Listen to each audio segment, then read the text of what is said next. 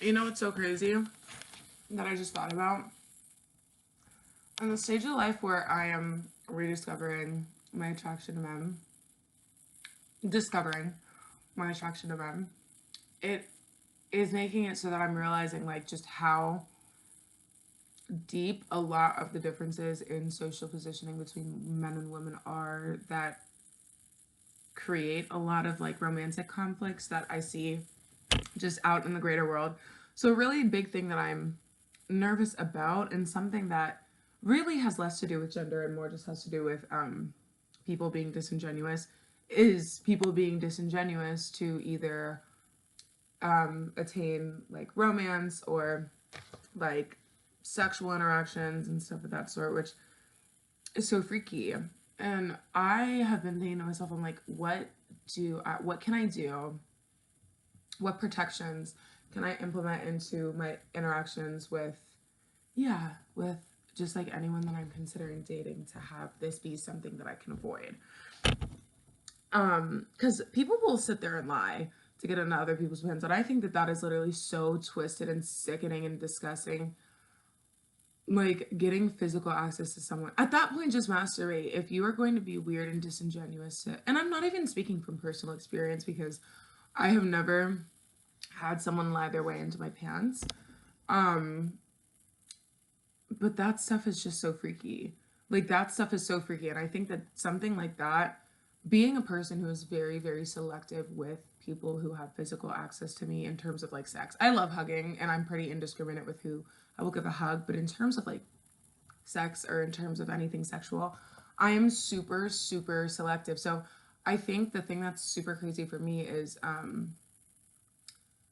yeah, like I that if that happened to me, I'm not the type of person to like quote unquote crash out.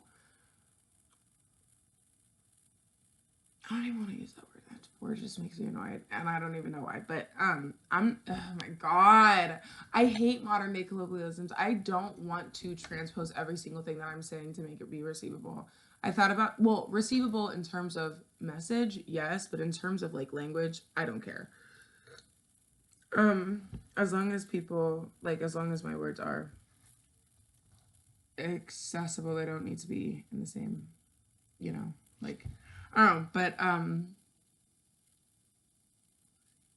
oh, but something that I realized, because I've just been like, oh my gosh, no, you can't date right now because you have no clue what to keep under wraps or what to put at the forefront of your interactions. Like, you haven't mapped out your interactions with men, which isn't something that I see a huge necessity in, or that I had seen a huge necessity in doing before. But I feel like as I grow a better understanding of myself, I'm realizing that I so commonly will compromise on my self preservation if I haven't already anticipated what degree of self preservation a situation will require me to have. And not to say that my self preservation is something that I'm always willingly just giving to people on a silver platter and just be like, take it, I don't care. No, I care. I care. But whenever I'm confronted with a situation that I don't know exactly how I would go about it, or like I haven't mentally explored what that would be like at all, then a lot of the time I'm just deferring to submission, which is weird and freaky. So I've been, all of that to say, to loop back to what I was saying before, I have been trying to figure out ways to uphold my self-preservation and not settle for like disingenuity or inauthenticity just because I don't know what the right questions are to ask or anything of the sort. So, but then I also realized I am not willing to be so mechanical, or mechanical, not meaning like pre-calculated, but mechanical meaning disingenuous as well. I'm not willing to be disingenuous with romance or with my search for romance. I don't want to build an idea of that's what romance looks like to me. I being that I don't intend on having like children, it just makes it so that I am not super bound to my biological clock right now. And and I did make the decision, and I'm saying this at 20 years of age as if this is something that will be sacrosanct in my life to follow. But um as of right now, I've made a kind of decision to, yeah, to not have kids. And even if I do decide to have kids, to or no, even if I do change my mind, to not do it, because there are just so many large, okay, all of this is, I don't even want to talk about, no, because if I really do, like, I'm totally gonna have kids. And here's my thing, I feel like the reason why I am comfortable in my steadfastness about this is because I love kids and I always intended on having kids.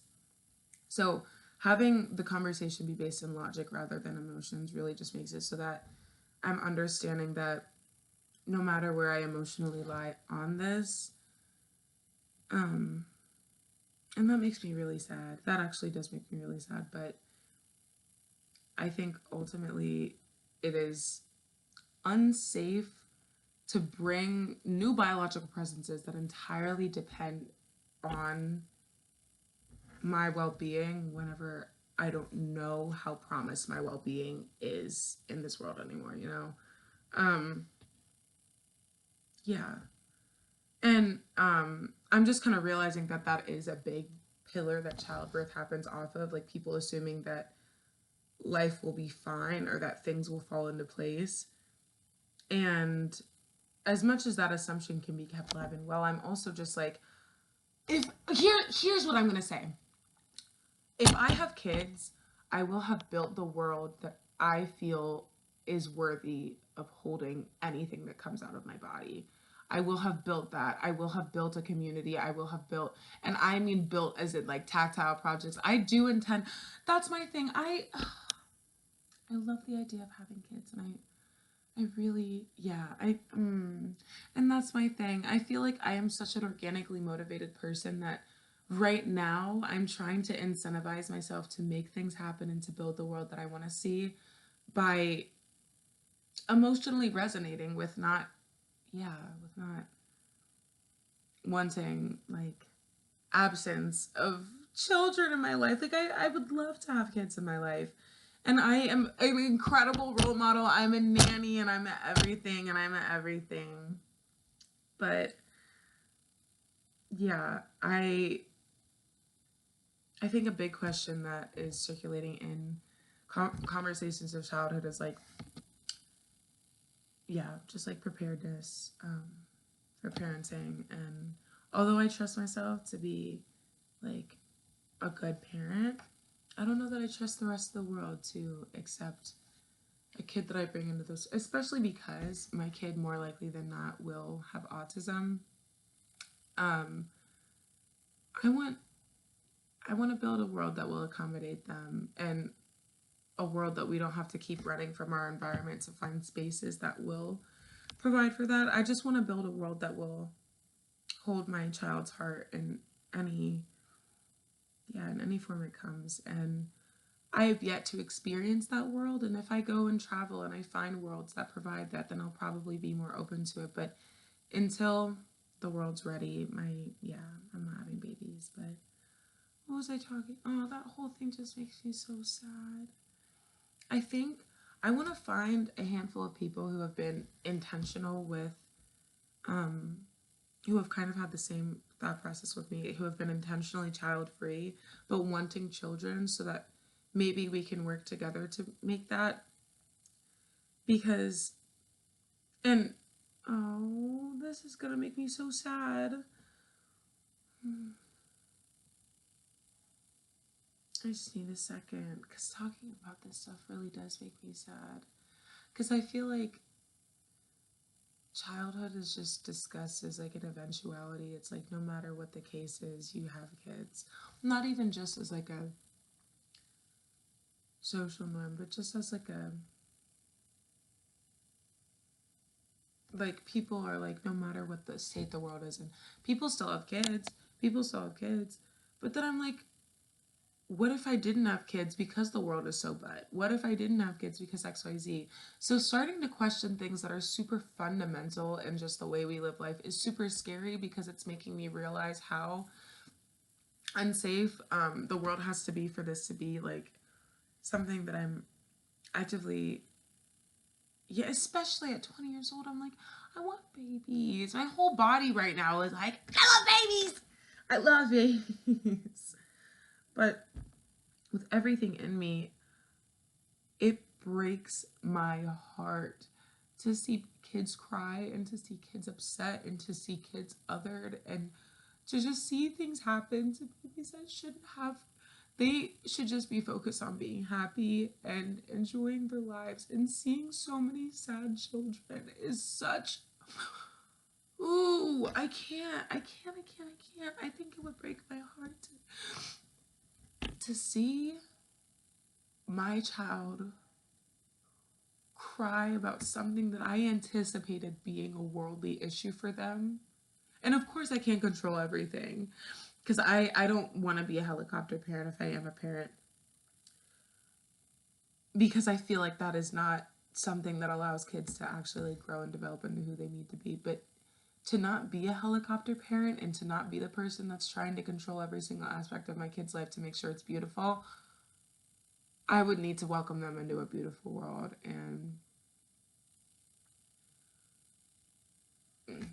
yeah, that's all I have to say about that. What else was I talking about, though? Oh, about dating. I realized that the type of authenticity that I see my future partner having is not something that literally could ever be faked. So I am trying to let go of like the imminent worry that I have of people lying to me, because I'm able to realize, and then not even to say like, oh, I know people from before interacting with them, but like in the way that I sat and had conversations with people over the past couple of days where I'm like, this person is fully convinced that they are in the right and they're so deeply wrong. Not even in interpersonal conflicts with these people, but like in situations where people were telling me just about like worldly problems. And that's my thing. I'll hold people that I'm chatting with accountable. It was just such an astounding circumstance to see. Yeah, but I'm just like, that can't, authenticity, the type that I'm looking for, cannot be faked, because I'm willing to literally like travel different realms of space and time to find the person that I will give my heart to. Yes, it's frustrating, and yes, it's annoying, and it takes so much time, and it's just, it's lonely. I want to be held, and I want to be kissed, and I want to have intimacy. I want to have all of those things. I'm also just like, my discipline right now is a lot stronger than my motivation. My motivation is to have romantic intimacy and to have all of those things that come under that umbrella. But my discipline is the understanding that I want to be loved. I'm not going to do that. Oh yeah, I'm married to this man who makes really weird, awful jokes about me that make me feel horrible, and I can't depend on him for anything, and I become resentful and hate the spaces that I'm in, and I'm not the type of person that I used to be. What? What? No. I'm not. I can't. And I think the most saddening thing about the world is not necessarily the handful of people that are making horrible decisions for everyone else, but how much everyone has sit down and just accepted that as the rhythm. Like, people have reluctantly but still started marching to the beat of just degeneracy, and it is so saddening. And I know that the worst thing that I could do for myself and for my ability to avail myself as a resource to the world is to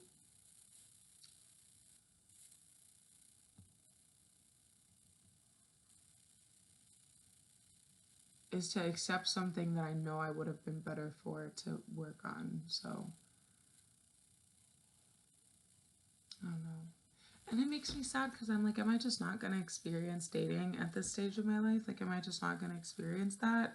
Am I going to go just like in my 20s, just alone and single and kind of lonely? I'm also just like, for all of the time that I've spent single, I've had such an understanding of every single thing that I have meant to myself and to the rest of the world. So I think I can keep my want to be romantically engaged with as like, yeah, just like something in my life. But I want to be more actively detaching myself from like the idea of predestined romance, because I feel like I walk into a lot of spaces and I'm like, I wonder if my boyfriend's here, which is fun. Don't get me fucked up. It's fun. But what is also the case is that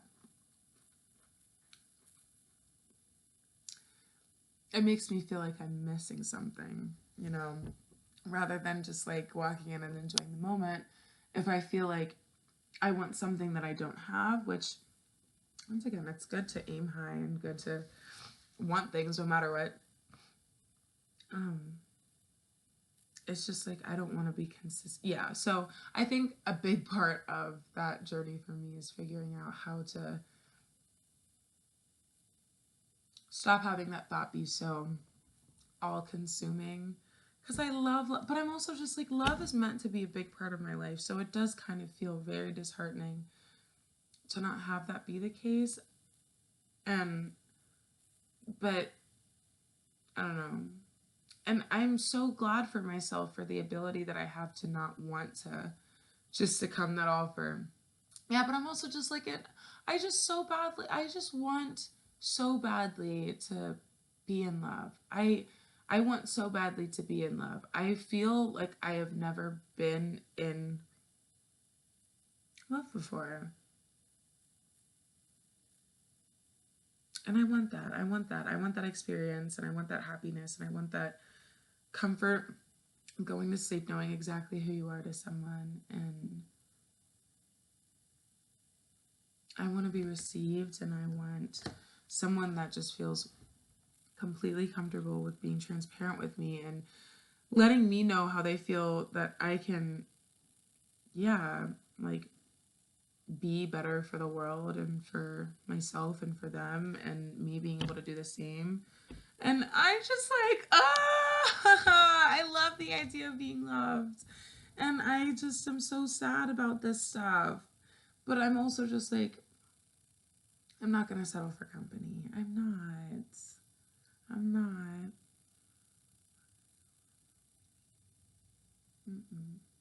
I'm going to settle for company.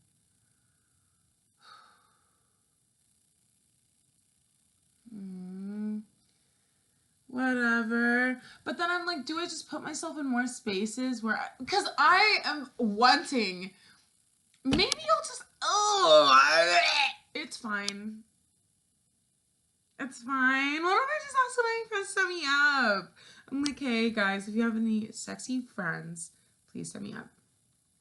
But then I'm also like, I'm also trying to figure out why I read so many just like earnest such like a no, you know what, end of sentence.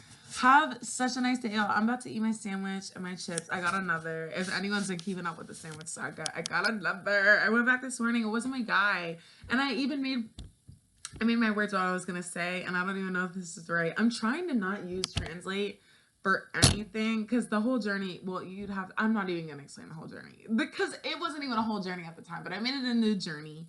But I was gonna say, pudimos hablar en español, and he was gonna say, sí. And I was gonna be like, mi desafío de ese año es probar hablarlo español. And all of that was just from what I remember from high school. Except I did look up to try, which is probar.